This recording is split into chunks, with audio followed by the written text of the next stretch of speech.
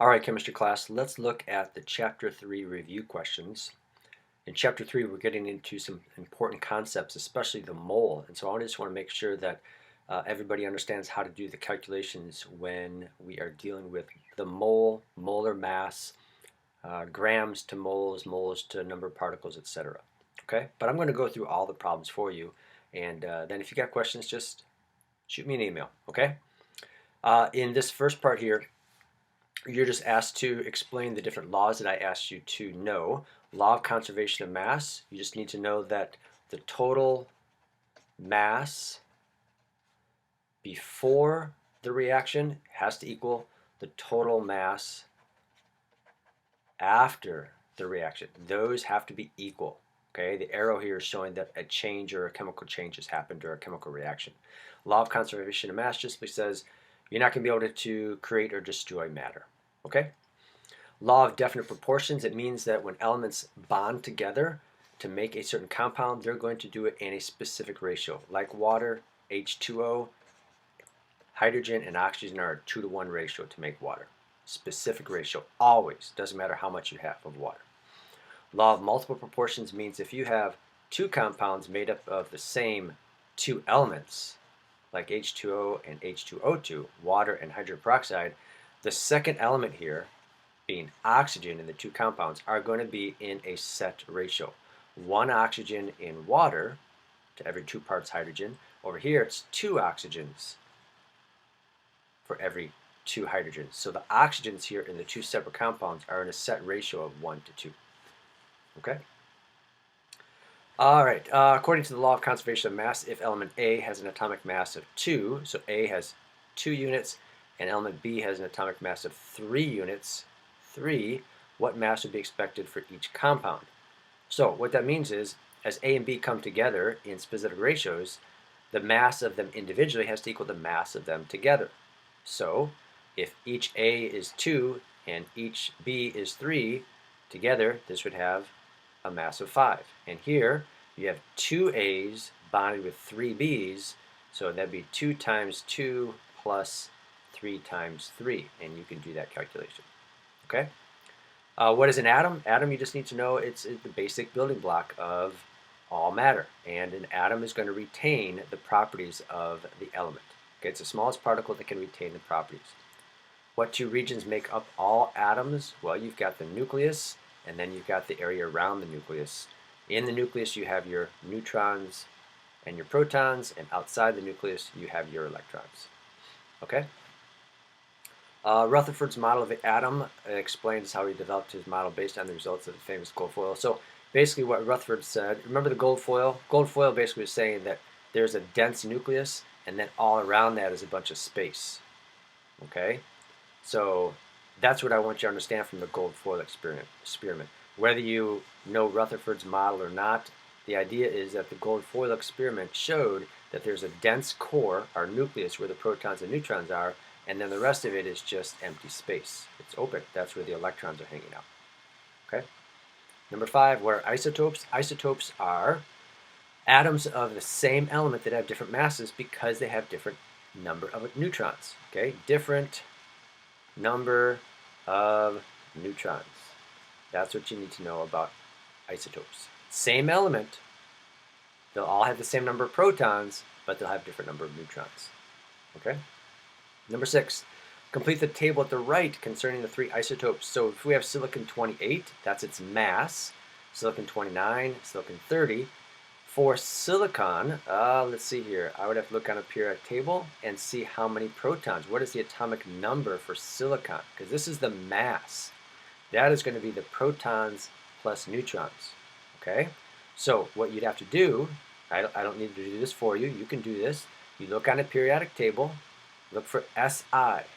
You look for the number above Si. This number is its atomic number. That is the number of protons.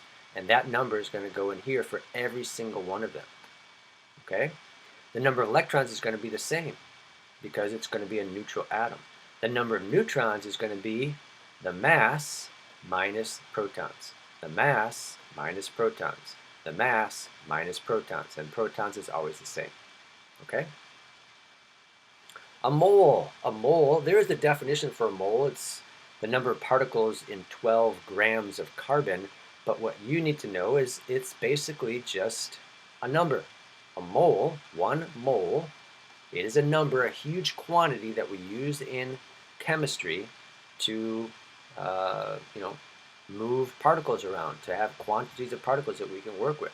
So a mole is a number, 6.022 times 10 to the 23rd. Okay? And on the periodic table, remember, on the periodic table, let's take carbon, for example. The number underneath there, the mass, that is the mass of 1 mole, 6.022 times 10 to the 23rd, carbon atoms in grams. Okay? So if you have this many carbon atoms, it'll have a mass of 12 grams. Okay? So that brings us to mass, molar mass. If you have a mole of lithium, okay, a mole of lithium, all you have to do to answer all of these right here, all of these are a mole.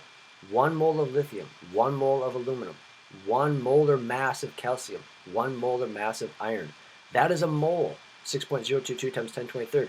That is a mole of carbon, a mole of silver. Where do you find the molar mass of all of these elements? This is asking the same thing. It is asking you, what is the molar mass of these elements?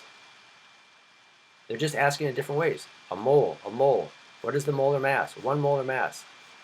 Avogadro's number, this many atoms, that's a mole. All of these are asking what is the molar mass. Where do you find it? Right on the periodic table. Okay? So for example, for carbon, you look on the periodic table, you're going to see 12.01. That is its molar mass, 12.01. Okay? And do that for all of these. Just look on the periodic table and find the molar mass for all of those, straight from the periodic table. How many moles of atoms are there in each of the following? Well, this is Avogadro's number. That is exactly 1 mole. This is half a mole. If you take 3.011 times 10 to the 23rd, and you divide by 6.022 times 10 to the 23rd, you get a half. So this is a half a mole. Okay? Like if I was to say you had 6 donuts, you have half a dozen. Okay? All right, on these calculations, I'm not going to do the calculations for you. I'm just going to set it up and show you what you need to do. You push the buttons on your calculator and get the right answer. Okay? How many moles of atoms are there in each of the following? Okay, now here's what you need to do. You are given mass. To go from mass to moles, you are going to use the molar mass of this particular element from the periodic table. To go from mass to moles, you will divide by the molar mass. Okay? If you know the mass, divide by the mass per mole to find out how many moles you have.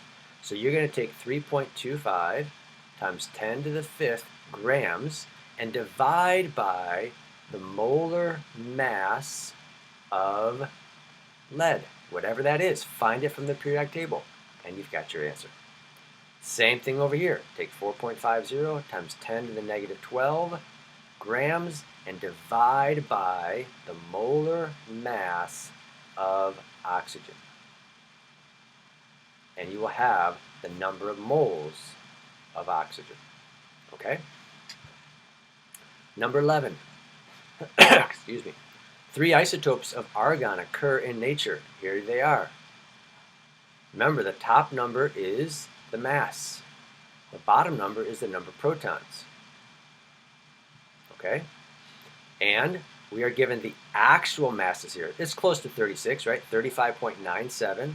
This one is 37.96, close to 38. And then we have 39.99, close to 40. Okay? And you want to find the weighted average atomic mass. You have to consider the percentages here. Look, 99.6% of all the argon is argon 40. So these masses of the other two are going to have a very slight impact. Take the percentage. I'm going to write it as a decimal. So 99.6% is 0.996. Multiply by that mass. Add it to the percentage of the other one, 0.063%, so that's 0.00063 as a decimal, multiplied by its mass, and then add it to this other percentage, 0.0337% is 0.00337 as a decimal, times its mass. You do that calculation, and you will have your average atomic mass for argon. Number 12, naturally occurring boron. 80.2% is boron 11. And 19.8% is some other isotope. Okay? It's asking what must the atomic mass of the second isotope be in order for the average to be 10.81. So all we're doing here is we're setting up our calculation, but this time we're missing, up here, we're going to be missing one of these masses, and we're going to know the average. So all you do is you set it up the same way. 0.8020 is your percentage times that mass plus 19.8%, which as a decimal is going to be 0.1980 times its mass, which we do not know. That's your unknown. And this has to equal 10.81. So you need to solve for x. There's a little algebra here. You multiply these two together and subtract that number from 10.81 and then divide by 0.198 and you'll have your x. There you go. Put a little math in there in the chemistry. Nice, huh? All right, 13. What is the mass in grams of each of the following? Well, remember, to go from number of atoms to mass, we got to go back 2 steps. Number of atoms, we go first to moles, and then we can go to mass. So atoms to moles, how do we get there? We are going to divide by Avogadro's number. And then to go from moles to mass, we're going to multiply by the molar mass. So you're going to do that on every single one of these. Where are you going to get the molar mass? From the periodic table. Okay? So on every single one of these, it is exactly the same thing. I'll do one of them, and you should be able to do all the other ones. I'll set up one. 3.011 times 10 to the 23rd atoms of fluorine. I now need to divide by Avogadro's number because there are 6.022 times 10 to the 23rd atoms in 1 mole. Then, once I have the number of moles, I'm going to multiply by the molar mass, whatever that is. You look it up on the periodic table for fluorine. Molar mass, that's going to be in grams, and that is per mole. So now moles are going to cancel, okay? And you'll end up with, after you take this number divided by Avogadro's number and times the molar mass of fluorine, you will have the mass in grams of this number of atoms. And you do that exact same thing for every single one of these. The only thing that changes is the molar mass because you have different elements. Okay? All right, this time we're going the other direction. You're given mass and you want to find the number of atoms. So this time, if you have mass, you are going to jump to moles, and you do that by dividing by the molar mass. And then you're going to multiply by Avogadro's number. Okay? So mass to moles, and we do that by dividing by the molar mass, and then moles to number of atoms, and we get that by multiplying by Avogadro's number. So everything is going to be the same in all of these, oops, except, oh, I take that back. Here we have moles. Hold on. So we're going to do that the same as for A and B. You're going to take the given mass, in this case 5.40 grams, divide by the molar mass of boron, B. Find it on the periodic table. So whatever that is, just divide by the molar mass of boron and then multiply by Avogadro's number. Okay? Because this first step, dividing by the molar mass, is going to give you moles. Then you multiply by Avogadro's number, which is the number in each mole, to find out how many particles you have. And you do that same thing here for E. The only difference is you're using gold instead of boron, so your molar mass is going to be different. In B, C, F, and G, you're given moles. So all you have to do to go from moles to number of atoms is multiply by Avogadro's number. Okay? And that will give you number of atoms. That's what you do for every single one of these. Take this number, multiply by 6.022 times 10 to the 23rd. Multiply this number by that. Multiply this by Avogadro's. Multiply this by Avogadro's number, and you got the number of atoms. Okay? Oh, this one, D and H are grams, so that's going to be like A and E. The only difference is you have to find the molar mass for those two elements. Okay? That's it, ladies and gentlemen. If this did not completely clear up any misunderstanding that you have about these problems, let me know. Email me, and I will figure it out. We'll get together, and we will work this out together. Okay? Always happy to help. All right, keep up the great work.